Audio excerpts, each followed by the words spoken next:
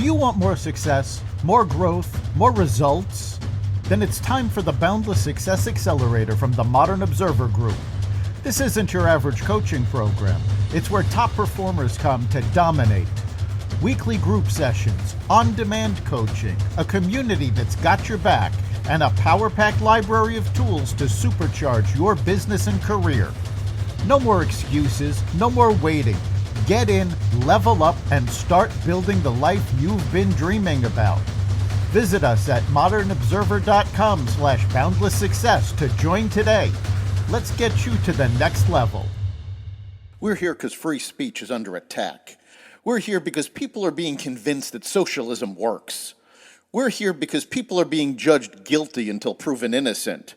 We are fighting back with facts. This is not a safe zone, so buckle up, Buttercup. This is the raw, naked truth.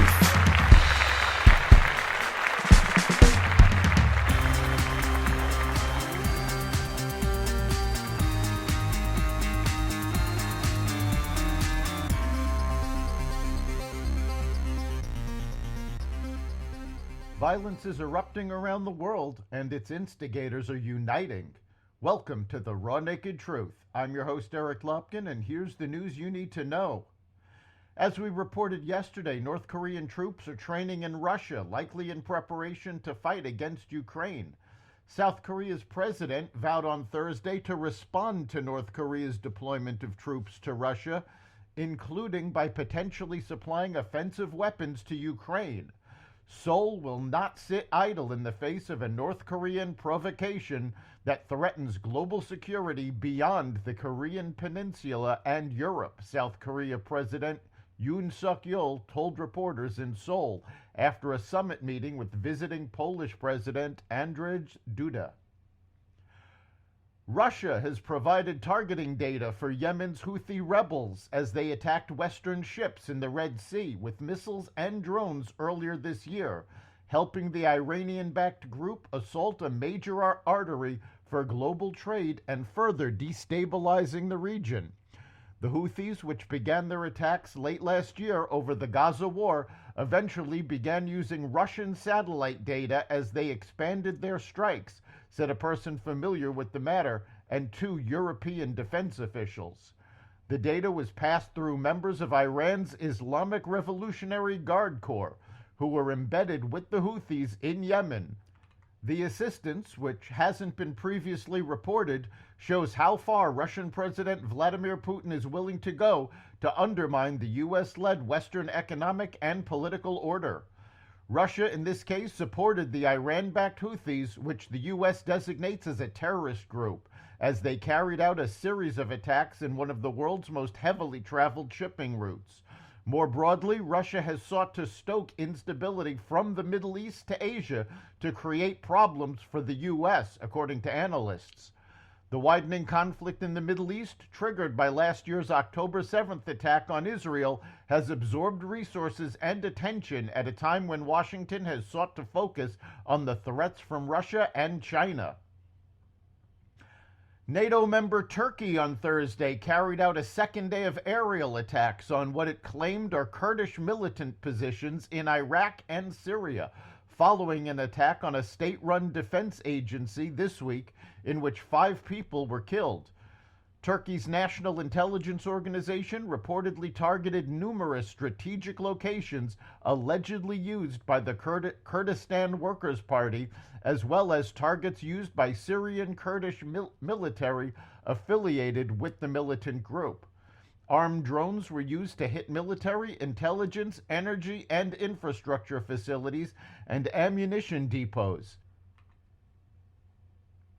Israeli Defense Forces on Thursday confirmed they have eliminated a Hamas commander who not only was involved in the October 7th attacks, including the assault on the Reim bomb shelter, where U.S. citizen Hirsch Goldberg Poland was abducted, but who they also claimed simultaneously worked for the United Nations Relief and Works Agency for Palestine Refugees, also known as UNRWA. Mohammed Abu Itiwa, a commander in Hamas's elite Nukaba force, was killed by the Israeli Air Force on Wednesday during a joint operation by the IDF and the Israeli Security Agency. The controversial United Nations agency did not comment. A leading Iranian dissident group, the MEK, has provided the media with information about a secret site where the Islamic Republic of Iran allegedly stores and prepares the missiles it uses against foes, sells to allies, and provides to its proxies.